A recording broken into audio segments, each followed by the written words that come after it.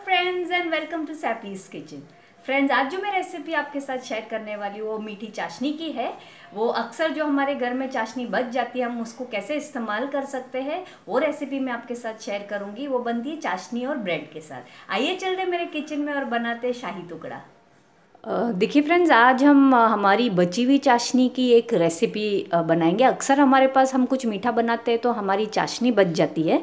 मेरे पास भी ये चाशनी बच गई है जो मैंने गुलाब जामुन बनाया था। तो ये लगभग मेरे पास 4 कप चाशनी है। ये मेरे पास है इलायची थोड़ी सी जो मैंने कूट ली है। ये मेरे पास है बारीक कटा हुआ पिस्ता। और ये मेरे पास कुछ ब्रेड के पीसेस है जिसे हम अभी तल लेंगे।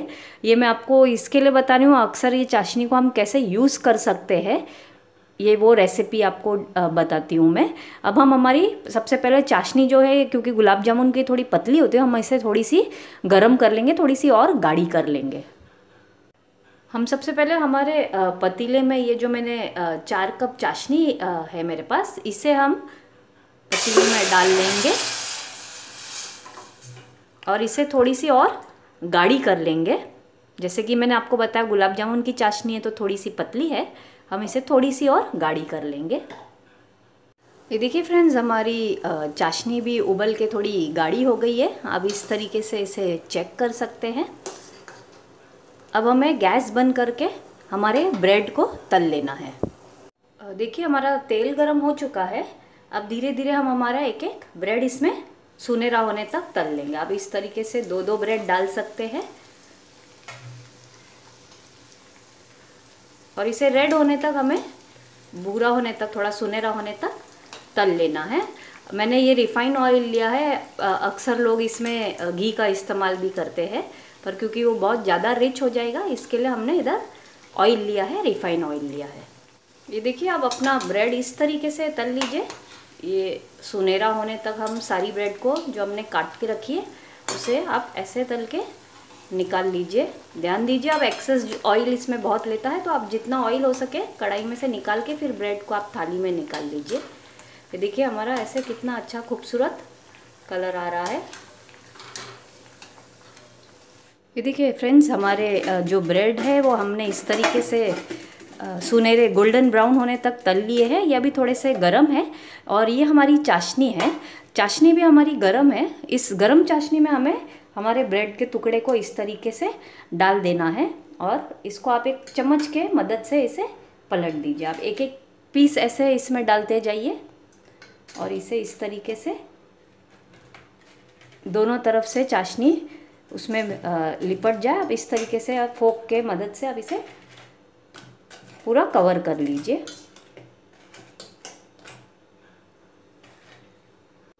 ये देख सकते हैं आप, मैंने सारे ब्रेड को अच्छे से चाशनी में पूरा भिगा दिया है।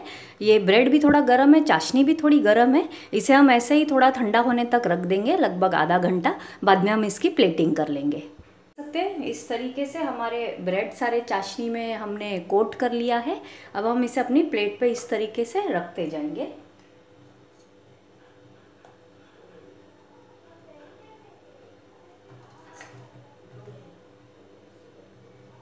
इस तरीके से आप अपना ब्रेड प्लेट में निकाल लीजिए जब भी आपको सर्व करना हो।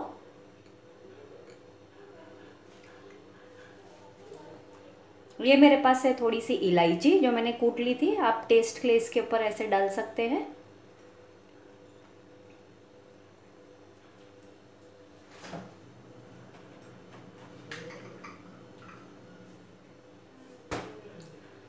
और यहाँ पे मैंने ये केसर की रबड़ी ले ली है। ये बिल्कुल ऑप्शनल है, अगर आप चाहिए तो इसमें डाल सकते हैं। नॉर्मल सादी रबड़ी भी आती है, मार्केट में रेडीमेड मिलती है।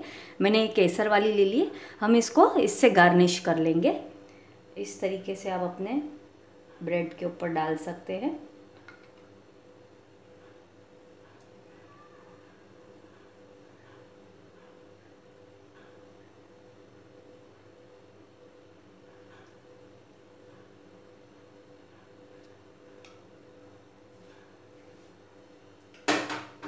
और अब हम इसे ये बारीक कटा हुआ जो हमारा पिस्ता है उससे गार्निश कर लेंगे।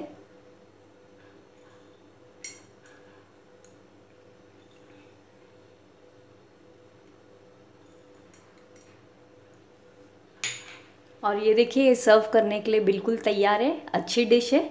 आपकी चाशनी भी यूज़ हो जाएगी, और अगर यदि उसके बाद भी आपकी चाशनी बच जाती है तो आप उसके आटे में कुरमा बना सकते हैं, मैदे का कुरमा बना सकते हैं।